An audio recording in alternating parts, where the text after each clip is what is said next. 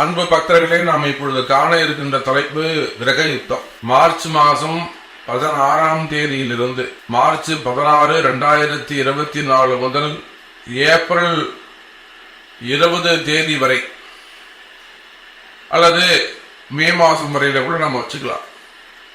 அடுத்து வரக்கூடிய ஒரு 1.5 மாதம் 45 நாட்கள் ஒரு கிரக யுத்தம் நடக்க போகுது. இந்த கிரக யுத்தம்னு நம்ம சொல்றோம், கிரக சேர்க்கைன்னு சொல்லல. நம்ம சொல்லும் போதே நீங்க இந்த வார்த்தைகளை கவனிக்க வேண்டும்.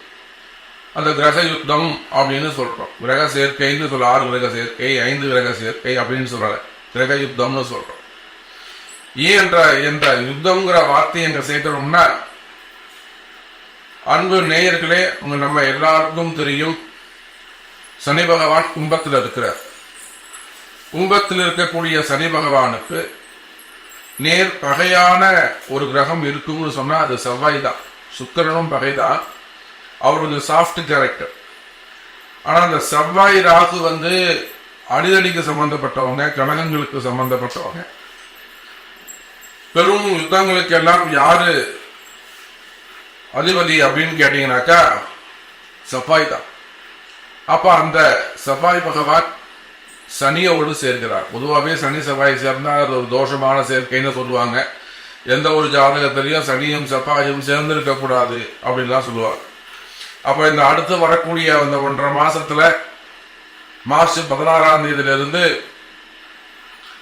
மே மாசம் 1ஆம் தேதி வரையிலுமே கூட பிறக்கின்ற எல்லா குழந்தைகளுக்கும் என்ன ஆகும்னா, இந்த சனி செவ்வாய் சேர்க்க கும்பத்துல இருக்கும். அது லக்னத்தை பொறுத்து அமையும்.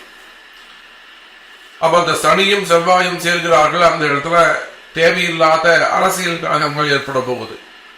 இப்ப அரசியல் சொல்லிட்டாலே 2 பேர் வரணும். ஒன்னு சனி, இன்னொன்னு சூரியன், அப்புறம் செவ்வாய். கூட ராகுவும் அங்கே இணைகிறார். அந்த சூரியன் யார் கூட இணைகிறார்னா ராகுவோடு இணைகிறார். அங்க சூரியன் ராகு நேர்பகை. அப்ப ராகு எங்க இருக்கிறாரு? மீனத்தில் இருக்கிறார். அப்போ மீனத்துக்கு 6ஆம் அதிபதி சூரியன். எதிரி ஸ்தானம், ரோகருண சத்துருன்னு சொல்லக்கூடிய எதிரிங்கிற ஸ்தானம். பொதுவாகவே 6 மாரகஸ்தானம். அப்ப என்ன ஆகும் கேட்டீங்கன்னாக்கா, 6ஆம் இடத்துடைய சூரியன் ராகுவோடு இணைக்கிறார். அதோடு மட்டுமல்ல, புதனும் அவங்க சேர்ந்துக்கிறாரு, சுக்கிரனும் சேர்ந்துக்கிறார். அப்ப இந்த சனி செவ்வாய் சூரியன் ராகு இந்த 4 கிரகங்கள் தான் அடுத்து நடக்க இருக்கின்ற மார்ச் மாசம் ரொம்ப எச்சரிக்கையாக இருக்க வேண்டிய ராசிகள், எச்சரிக்கையாக இருக்க வேண்டிய நபர்கள் யார் யாரு, யாரெல்லாம் எந்த தொழில் செய்யக்கூடியவங்களுக்கு எல்லாம் அதிர்ஷ்டம் கிடைக்கும், அல்லது எந்தெந்த டிபார்ட்மெண்ட் எந்தெந்த தொழில இருக்கக்கூடியவங்களுக்கு எல்லாம் நன்மைகள் நடக்கும், எந்த தொழில் செய்பவர்கள் எல்லாம் கவனமாக ஜாக்கிரதையாக இருக்கணும், எந்த அதிகாரிகள், காவல்துறையா, அரசு அதிகாரிகளா, போலீஸா, யார் ரொம்ப எச்சரிக்கையா இருக்கணும். நான் தான் போலீஸ், நான் போய் 2 பேரை காப்பாற்றணும் உள்ள போனவர் மாட்டிப்பார். இப்ப நம்ம நிறைய பாக்குறோம், நிறைய போலீஸ் அதிகாரிகள் நன்மை செய்யறோம்னு உள்ள புகுந்து அவங்க பேரை எடுத்துப்பாங்க, அவங்களே போய் சட்ட சிக்கல்ல போய் மாட்டிப்பாங்க. நிறைய காவல்துறை அதிகாரிகளை நம்ம பாக்குறோம். தேவையில்லாத டிபார்ட்மெண்ட் வைஸ் நடக்கக்கூடிய என்கொயரி பாக்குறோம். இல்ல நிறைய நம்ம டிவி சேனல்ல செய்தி சேனல்ல பாக்குறோம். இந்த மாதிரி ஒரு போலீஸ் அதிகாரி இந்த மாதிரிலாம் பேசுறத பாக்குறோம். அப்போ இதெல்லாம் ஒருத்தருக்கு யாரோ ஒருத்தருக்கு உதவி செய்ய போயிட்டு இவங்க போய் சிக்கல்லாம் மாட்டிப்பாங்க. அப்ப நீங்க காவல்துறை அதிகாரிகளாக இருந்தாலே செவ்வாயுடைய சேர்க்கை காவல்துறை அதிகாரிகள் நீங்க ரொம்ப எச்சரிக்கையாக இருக்கணும்.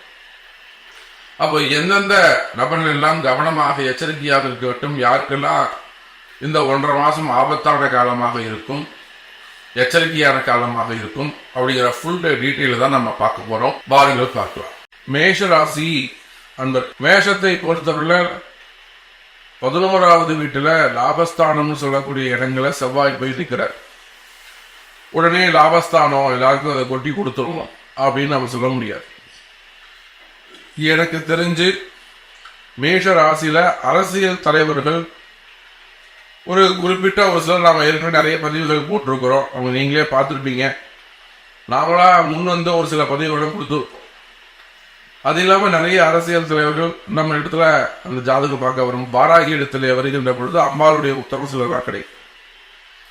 அப்போ அரசியல் தலைவர்கள் சட்ட சிக்கல்ல ஒரு மாட்டிக்கிட்டு இருப்பாங்க.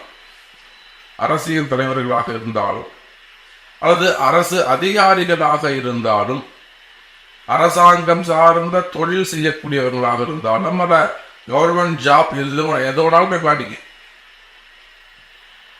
அதே போல அரசியலில் ஈடுபட்டிருக்கக்கூடியவர்கள் இவங்க எல்லாம் ஒரு சில சட்ட சிக்கல்லாம் மாட்டிக்கிட்டு இருக்க வாய்ப்புகள் உண்டு. இவங்க என்னன்னா சொல்றதை கேட்க மாட்டார். தனக்கு தெரியும் அவங்க பிரச்சனையே அதுதான். சனி பகவான் யாருன்னா வெளிக்காட்டுறாங்களோ வெளிக்காட்டுறதை இவங்க உள்ள கொண்டு போக விட மாட்டார். பூசிக்கு உள்ள கொண்டு போக விட மாட்டார். தடுக்கிறது சனி. இது இவங்களுக்கு தெரியாது. அதெல்லாம் ஒன்றும் இல்லை, அப்படிலாம் கிடையாது, நான் பார்த்துக்கிறேன், எனக்கு தெரியும், இது எப்படி ஃபேஸ் பண்ணணும்னு எனக்கு தெரியும், நாங்கள் வெளியில் இப்படின்னு இவங்களே அதை காலதாமதம் செய்து கொள்வார்களே தவிர அதுக்கு சரியான பிராயச்சித்தமோ சரியான பரிகாரமோ இதை தடுக்கிறது சனி, இவங்க வெளியில வர்றதை தடுக்கக்கூடியது சனி, உங்களை சிக்கல்ல கொண்டு போய் விட்டது ராகு, உங்களை சட்ட சிக்கல்ல கொண்டு போய் விட்டது ராகு, அது பெருசா விளம்பரப்படுத்துறது சனி ராகு. இருந்தாலுமே கூட உங்களை ஏதாவது காப்பாற்றணும்னு நினைக்கிறவர் அந்த குரு. இதுதான் அந்த கிரக யுத்தம்னு சொல்ற. அப்ப நமக்கு தெரிந்து எத்தனையோ மேஷராசி என்பவர்கள் அரசியல் தலைவர்கள், அரசாங்க பதவியில இருக்கக்கூடியவர்கள், அரசு அதிகாரிகள்,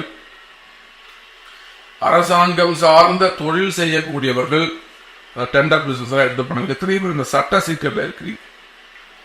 அந்த சட்ட சிக்கலில் இருக்கக்கூடிய அன்பர்களே, இதெல்லாம் ஒரு நிவர்த்திக்கான காலம். நீங்க எதிர்பார்க்கக்கூடிய மாற்றங்கள் நிகழக்கூடிய காலம்.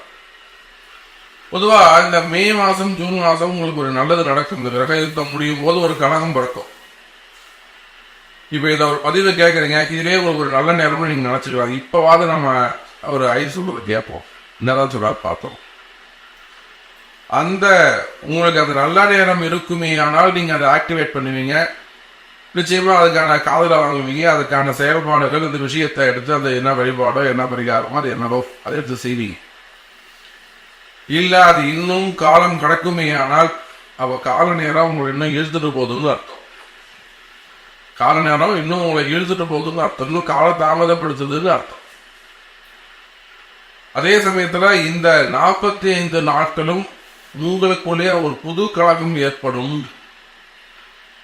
நீங்க யாருக்காக ஒரு நன்மைகளை செய்தீர்களோ, யாரு நல்லா இருக்கணும், அவங்க நல்லா இருக்கணும், இவங்க நல்லா இருக்கணும், யாருக்காக நீங்க பாடுபட்டு உழைத்தீர்களோ, யாருக்காக நீங்க ரொம்ப கஷ்டப்பட்டு வேலை செஞ்சீங்களோ அவர்களே கூட எதிரிகளாக மாறிவிடுவார்கள். ஆனா அதுதான் நன்மை.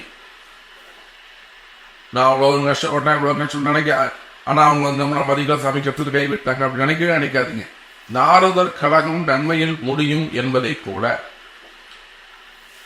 மேஷ ராசி என்பர்களே, நீங்க எந்த இடத்துல இருந்தாலும் சரிதான், அல்லது பிரைவேட் ஜாப்ல இருந்தாலும் சரிதான், தனியார் துறையில இருந்தாலும் சரிதான், ஓன் பிசினஸா இருந்தாலும் சரிதான், வெளிநாடுகள்ல இருந்தாலும் சரிதான், கௌரவமான பதவிகளிலே ஒரு கவர்னர் அல்லது அதுக்கு மேல நல்ல ஒரு போஸ்டிங்ல இருந்தாலும் சரிதான், பதவி போட்டிகள், பதவி ஆசைகள், பதவியால வரக்கூடிய தொந்தரவுகள், எதிரிகளுடைய தொந்தரவுகள் இதெல்லாம் இருக்குமே. ஆனால் ஆல்ரெடி நீங்க ஒரு சட்ட சிக்கல்ல ரொம்ப வழக்கில் மாட்டிக்கிட்டு இருப்பீங்களே. ஆனால் நிச்சயமா மேஷ ராசி அன்பர்களே, அது வெளிவருவதற்கான ஒரு நல்ல கனகம் பிறக்க போகுது.